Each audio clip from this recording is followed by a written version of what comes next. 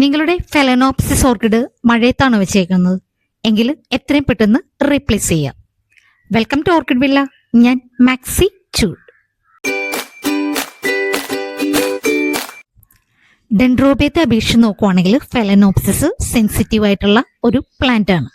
അത് ഡയറക്റ്റ് മഴ കൊള്ളിക്കാനായിട്ട് പാടില്ല. മഴ കൊണ്ടിരിക്കുവാണെങ്കിൽ എത്രയും പെട്ടെന്ന് ഗ്രീൻ നെറ്റിന്റെ അടിയിലല്ല, UV ഷീറ്റിന്റെ അടിയിലോട്ടോ അല്ലെങ്കിൽ ഒട്ടും മഴ കൊള്ളാത്ത സ്ഥലത്തേക്ക് മാറ്റാനായിട്ട് ശ്രമിക്കുക. ഫെലനോപ്സിസ് ഓർക്കിഡ് ഡയറക്റ്റ് മഴയത്താണ് ഇരിക്കുമെങ്കിൽ മഴവെള്ളം ഈ ക്രൗൺ പോർഷനിൽ വന്ന് കെട്ടി നിൽക്കുകയും ഈ പ്ലാന്റ് ചീഞ്ഞു പോവുകയും ചെയ്യും. ഈ സമയത്ത് നമ്മൾ ഓർക്കിഡിന് എല്ലാ ദിവസവും വെള്ളം നനച്ചു കൊടുക്കേണ്ടതായ ആവശ്യമില്ല. നമുക്കറിയാം, മഴക്കാലത്ത് അന്തരീക്ഷത്തിൽ ഈർപ്പം കൂടുതലായിരിക്കും. അപ്പോൾ നമ്മുടെ പ്ലാന്റ് അതിനാവശ്യമായ വെള്ളം അന്തരീക്ഷത്തിൽ നിന്ന് തന്നെ എടുത്തോളൂ. മുകളിലുള്ള മീഡിയം ഡ്രൈ ആയിട്ടിരിക്കുന്നത് നമ്മൾ കാണുമ്പോൾ നമ്മൾ നനച്ചു കൊടുക്കാൻ ശ്രമിക്കും. പക്ഷെ അതിനു മുമ്പായിട്ട് നമ്മൾ ഇത് കണ്ടോ, നോക്കി, ഇത് റൂട്ടാണ്. ഗ്രീൻ കളറിൽ കാണുന്നത് റൂട്ടാണ്. അത് ഇതിന്റെ സിഗ്നൽ എന്ന് പറയുന്നത് അതിന് ആവശ്യമുള്ള വെള്ളം അതിനുണ്ട് എന്നുള്ളതാണ്. അപ്പോൾ നമ്മൾ ഇത് നോക്കുക, നോക്കിയിട്ട് മാത്രം വെള്ളം സ്പ്രേ ചെയ്ത് കൊടുക്കുക.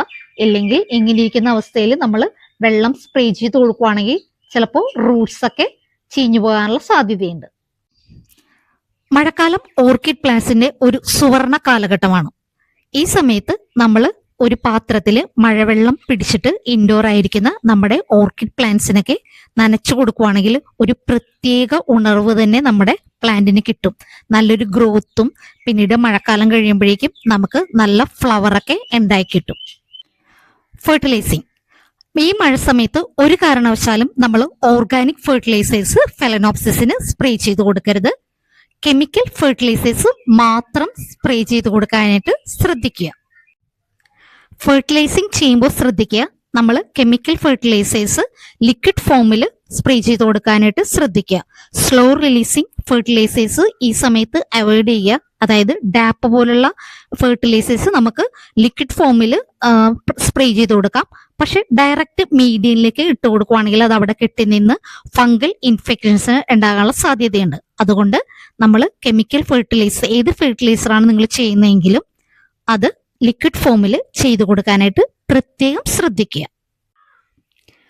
മഴക്കാലം സുവർണകാലമാണ്, പക്ഷെ റിസ്ക് കൂടുതലുള്ള കാലവും കൂടിയാണ്. ഈ സമയത്ത് നമ്മുടെ കെയറിങ് കൂടുതലായിട്ട് ആവശ്യമുള്ള കാലമാണ്. ഈ സമയത്ത് ഫംഗൽ ഇൻഫെക്ഷൻസ്, പ്രാണികളുടെ ഇൻസെക്ട്സിന്റെ ആക്രമണം, പിന്നെ ഒച്ച്, ഇതിന്റെയൊക്കെ ശല്യങ്ങൾ കൂടുതൽ ഉണ്ടാവുന്ന സമയമാണ്. ഈ സമയത്ത് ഏതെങ്കിലും ഫംഗിസൈഡ്, സഫോ, ഏതെങ്കിലും നിങ്ങൾക്ക് ഇഷ്ടമുള്ള ഫംഗിസൈഡ് സ്പ്രേ ചെയ്ത് കൊടുക്കുക. പിന്നെ വെളുത്തുള്ളി വെള്ളത്തിൽ ചതച്ച് വെള്ളത്തിലിട്ട് വെച്ചിട്ട് 1 മണിക്കൂർ ഇട്ട് വെച്ചിട്ട് അത് ഡൈല്യൂട്ട് ചെയ്തിട്ട് സ്പ്രേ ചെയ്ത് കൊടുക്കുന്നതും ഒച്ച്, പ്രാണികൾ, അങ്ങനെയുള്ള ഇതൊക്കെ തടയാനായിട്ട് ഒരു പരിധിവരെ നമ്മളെ സഹായിക്കുന്നുണ്ട്. ഒച്ചിന്റെ ശല്യം കൂടുതലാണെന്നുണ്ടെങ്കിൽ നമുക്ക് മാർക്കറ്റിൽ ഒച്ചിനെ തുരത്താനായിട്ട് ഒരു പെല്ലറ്റ് കിട്ടുന്നുണ്ട്. അത് വാങ്ങിച്ചിട്ട് നമുക്ക് മീഡിയയിൽ വെച്ച് കൊടുക്കാം. പിന്നീട് നമ്മൾ കാബേജിന്റെ തളിരലയില്ലേ, അതെടുത്തിട്ട് ഒന്ന് കൈവച്ച് ഞെരടി ഒടിച്ചെടുക്കുക. എന്നിട്ട് അത് നമ്മൾ മീഡിയയിൽ ഒരു വൈകുന്നേരം ആകുമ്പോൾ അതൊന്ന് വെച്ച് കൊടുക്കുക. ഇരുട്ടി കഴിയുമ്പോൾ നമ്മൾ വന്ന് അതിൽ നോക്കുവാണെങ്കിൽ നമ്മുടെ പ്ലാന്റിൽ ഒച്ച ഉണ്ടെന്നുണ്ടെങ്കിൽ ആ ക്യാബേജ് ഇലയുടെ മണം കേട്ടിട്ട് അത് അതിൽ വന്നിരിക്കും. അപ്പോൾ അത് നമുക്ക് അതിനെ ക്യാച്ച് ചെയ്യാൻ പറ്റും. ഈ ലീഫ് ഉണ്ടോ, ഇത് ഡാമേജ് ആയ ലീഫാണ്. അതായത് ഫംഗൽ ഇൻഫെക്ഷൻസോ അല്ലെങ്കിൽ പ്രാണികൾ ഏതെങ്കിലും അറ്റാക്ക് കൊണ്ട് ഡാമേജ് ആയതാണ്. ഇവിടം വരെ ഡാമേജ് ആയിരിക്കുന്ന ലീഫാണ്. ഇത് നമുക്ക് റിക്കവർ ചെയ്ത് എടുക്കാൻ പറ്റത്തില്ല.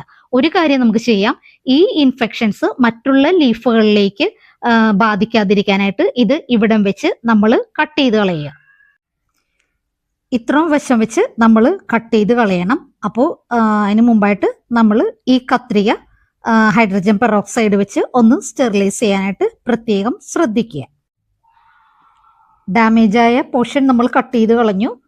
ഇങ്ങോട്ടുള്ളതെല്ലാം നല്ല പോർഷനാണ്. നമുക്കിവിടെ ഒരു മുറിവ്, അതായത് ഒരു മുറിവ് സംഭവിച്ചിട്ടുണ്ട്. ഇത് നമ്മൾ സീൽ ചെയ്ത് കളയുക. എന്തെങ്കിലും വെച്ച് സീൽ ചെയ്തില്ലെങ്കിൽ എന്നുണ്ടെങ്കിൽ നമ്മൾ വെള്ളം നനക്കുമ്പോൾ ഇത് ചീഞ്ഞു പോകാനുള്ള സാധ്യതയുണ്ട്. ഈ മുറിവ് സീൽ ചെയ്യാനായിട്ട് നമുക്ക് ഒന്നെങ്കിൽ സാഫ് ക്രീം രൂപത്തിലെടുത്തിട്ട് ഇവിടെ ഒന്ന് സീൽ ചെയ്ത് കൊടുക്കുക. ഇല്ലെന്നുണ്ടെങ്കിൽ ഞാൻ ഉപയോഗിക്കുന്നത് കറുവപ്പട്ടയുടെ പൊടിയാണ്. ഇത് നമ്മൾ ഒന്ന് ക്രീം രൂപത്തിൽ ആക്കിയെടുക്കുക. കറുവപ്പട്ട ഒരു നല്ല ഫംഗിസൈഡാണ്, പെസ്റ്റിസൈഡാണ്, ഫെർട്ടിലൈസറാണ്. കറുവപ്പട്ട പൊടി തിളച്ച വെള്ളത്തിൽ കുറച്ചു നേരം ഇട്ട് വെക്കുക. ചൂടാറി കഴിയുമ്പോൾ ഡൈല്യൂട്ട് ചെയ്തിട്ട് നമ്മുടെ പ്ലാന്റ്സിനൊക്കെ സ്പ്രേ ചെയ്ത് കൊടുക്കുക. ഇത് അണുക്കൾ വരാതിരിക്കാനും ഫംഗസ് ഒക്കെ വരാതിരിക്കാനും പിന്നീട് നല്ലൊരു ഗ്രോത്ത്, അതായത് റൂട്ട്സിനൊക്കെ നല്ല ഗ്രോത്ത് കിട്ടാനൊക്കെ ഇത് നമ്മളെ ഹെൽപ്പ് ചെയ്യുന്നുണ്ട്. ഇത് ലൈഫ് ലോങ് ആയിട്ടുള്ള ശാശ്വതമായ ഒരു പരിഹാരമല്ല. ഇടക്കിടക്ക് നമ്മളിത് സ്പ്രേ ചെയ്ത് കൊടുക്കുക. കറുവപ്പട്ടയുടെ പൊടി നമ്മൾ വെള്ളമിട്ട് മിക്സ് ചെയ്ത് ഒരു ക്രീം പരുവത്തിൽ എടുത്തിട്ടുണ്ട്. നമുക്ക് ഇനി ഇത് അപ്ലൈ ചെയ്ത് കൊടുക്കാം. മുറിവുള്ള സ്ഥലത്തേക്ക് അപ്ലൈ ചെയ്ത് കൊടുക്കാം.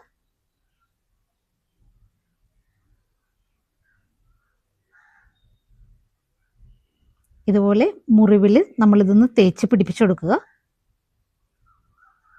ഇത് അവിടെ ഇരുന്നൊന്ന് ഉണങ്ങട്ടെ. ഇത് ഉണങ്ങുന്നവരെ വെള്ളം നനയാതെയൊക്കെ ഒന്ന് സൂക്ഷിക്കുക.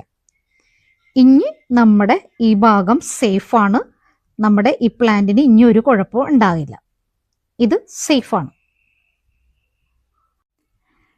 നിങ്ങൾക്ക് ഞാൻ ഈ പറഞ്ഞത് എന്തെങ്കിലും ക്ലിയർ ആകാതെ ഉണ്ടെങ്കിൽ എന്നെ കോണ്ടാക്ട് ചെയ്യുക, അല്ലെങ്കിൽ കമൻസ് ചെയ്യുക. പിന്നെ നിങ്ങൾ എൻ്റെ വീഡിയോ ലൈക്ക് ചെയ്യുകയും സബ്സ്ക്രൈബ് ചെയ്യുകയും ചെയ്തു എന്ന് വിശ്വാസത്തോടെ ഞാൻ ഈ വീഡിയോ നിർത്തുകയാണ്. Okay, thank you.